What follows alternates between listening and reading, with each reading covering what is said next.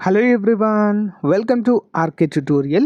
So guys APSC group 2 mains మరియు రానున్నటువంటి కొత్త నోటిఫికేషన్ ప్రిలిమ్స్కి సంబంధించి రెండు కూడా ప్రిలిమ్స్ అండ్ మెయిన్స్కి సంబంధించినటువంటి మరి 50,000 ఎంసీక్యూస్తో కూడినటువంటి న్యూ సిలబస్ ప్రకారము రూపొందించినటువంటి టెస్ట్ సిరీస్ లాంచ్ చేయడం అయితే జరిగింది. మరి దివాళీ సందర్భంగా దీనిని జస్ట్ 99 రూపాయలకి అందజేస్తున్నామండి. ఈచ్ అండ్ ఎవ్రీ టాపిక్ టెస్ట్తో పాటుగా ప్రతి పీడిఎఫ్ కూడా ఉచితంగా అందచేయడం జరుగుతుందండి. లిమిటెడ్ పీరియడ్ ఆఫర్ మాత్రమే 1 or 2 days మాత్రమే ఈ ఆఫర్ ఉంటుందండి. దివాళీ సందర్భంగా లాంచ్ చేయడం జరిగింది. యాప్ డౌన్లోడ్ చేసుకొని తప్పకుండా కోర్స్ తీసుకోండి. ఆఫర్ కంప్లీట్ అవ్వకం ఉంది. ఓకేనా, all the best. Hello everyone, welcome to RK tutorial. So guys APSC నుంచి ఒక బిగ్ అప్డేట్ అయితే రావడం జరిగిందండి. ఏకంగా జీవోనే విడుదల చేయడం అయితే జరిగింది. దేనికోసం అండి? రానున్నటువంటి జాబ్ క్యాలెండర్, అందులో మరి భర్తీ చేసేటువంటి నోటిఫికేషన్స్ కోసం ఒక కమిటీ, మరి అందులో నూతన సంస్కరణలు, ఇతర రాష్ట్రాల్లో కమిషన్స్ ఏ విధంగా పనిచేస్తున్నాయి అన్నిటినీ కూడా అధ్యయనం చేయబోతున్నాయండి. వీటి గురించి మరి కాంపిటేటివ్ ఎగ్జామ్స్కి ప్రిపేర్ అవుతున్నటువంటి ప్రతి అభ్యర్థి తెలుసుకోవాల్సిన అవసరము ఎంతైనా ఉంది. ఓకేనా? సో కంప్లీట్ డీటెయిల్స్ అయితే మనం చూద్దామండి. సో ముందుగా చిన్న లైక్ చేయండి వీడియోని చూస్తున్న ప్రతి ఒక్కరూ కూడా. అంతేకాకుండా మన యాప్లో లాంచ్ చేసినటువంటి కోర్సెస్ రానున్నటువంటి ఏపీఎస్సి అన్ని పోటీ పరీక్షలకు మీకు చాలా బాగా యూస్ఫుల్గా ఉంటాయి.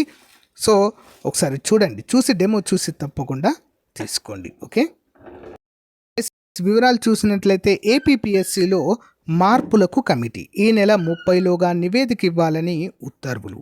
ఆంధ్రప్రదేశ్ పబ్లిక్ సర్వీస్ కమిషన్లో మార్పులు చేపట్టేందుకు అవసరమైన అంశాలపై అధ్యయనం కోసము ప్రభుత్వం ప్రత్యేక కార్యదర్శి బి రాజశేఖర్ అధ్యక్షుడిగా 7 ఉన్నతాధికారులతో ప్రభుత్వం కమిటీని నియమించిందండి.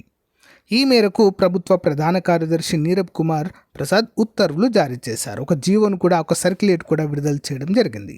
ఇతర రాష్ట్రాల్లో సర్వీస్ కమిషన్లు అనుసరిస్తున్న విధానాలు, వివిధ పోస్టుల భర్తీకి నోటిఫికేషన్ల జారీ, ఓకేనా, వాళ్ళు ఏ విధంగా ఫాలో అవుతున్నారు, అంతేకాకుండా రానున్న రోజుల్లో నోటిఫికేషన్ల ద్వారా ఉద్యోగాలను ఏ విధంగా భర్తీ చేయాలి అనేటువంటి అంశాలపై అధ్యయనం చేసి నెల 30 తేదీ నాటికి నివేదిక ఇవ్వాలని ఉత్తర్వుల్లో పేర్కొన్నారు.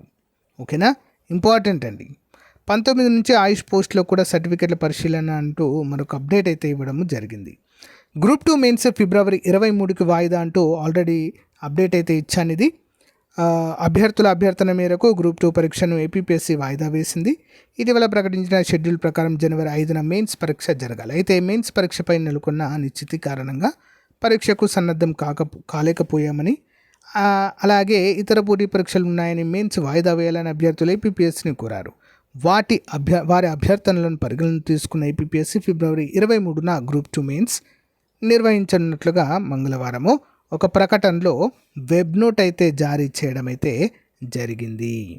ఇక చూడండి, ఇక్కడ కూడా మనకు సేమ్ అయితే అప్డేట్ ఇవ్వడం జరిగింది.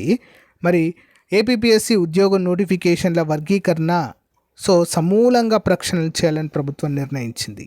ప్రస్తుతం ఉన్న గ్రూప్ 1, గ్రూప్ 2 ఇతర నోటిఫికేషన్లో గ్రూపులను కొత్తగా వర్గీకరించనుందండి. సో మనకున్న ఇన్ఫర్మేషన్ ప్రకారము ఎగ్జిక్యూటివ్, నాన్ ఎగ్జిక్యూటివ్ జాబ్స్ ఉంటాయి కదండి. గ్రూప్ 2లో ఉన్న కూడా ఎగ్జిక్యూటివ్ జాబ్స్లను కూడా మరి గ్రూప్ 1లో group 1A, group 1B, group 1C అనేటువంటి క్యాడర్లను అయితే చేయబోతున్నట్లుగా సమాచారం అండి. అంతేకాకుండా గ్రూప్ 4 అనేది ఇక మనకు ఉండకపోవచ్చు. గ్రూప్ 4 సర్వీసెస్ వాటిని కూడా తీసేసి వేరే కేటగిరీలో కలపబోతున్నట్లుగా సమాచారం అండి. బట్ ఇంకా అది పరిశీలన దశలోనే ఉంది. ఈ నిపుణుల కమిటీ ఏదైతే ఉందో ఫైనల్ నివేదికను ఈ నెల 30న ప్రభుత్వానికి సమర్పించనుందండి. సో ఆ రోజు అసలు ఈ కమిటీ ఏం చెప్పింది, ఎలాంటి నిర్ణయాలు తీసుకుంది అనేది మనకు బయటకు వస్తుంది. సో అది ఇచ్చిన తర్వాత ప్రభుత్వం దానిపైన చర్చించి కొన్ని సూచనలు ఇస్తూ మళ్ళీ ఏపీఎస్సికి అయితే అందజేస్తుంది. దాన్ని యాజ్ ఇట్ ఈజ్గా ఫాలో అవుతారు. ఓకేనా, ఇదే అండి.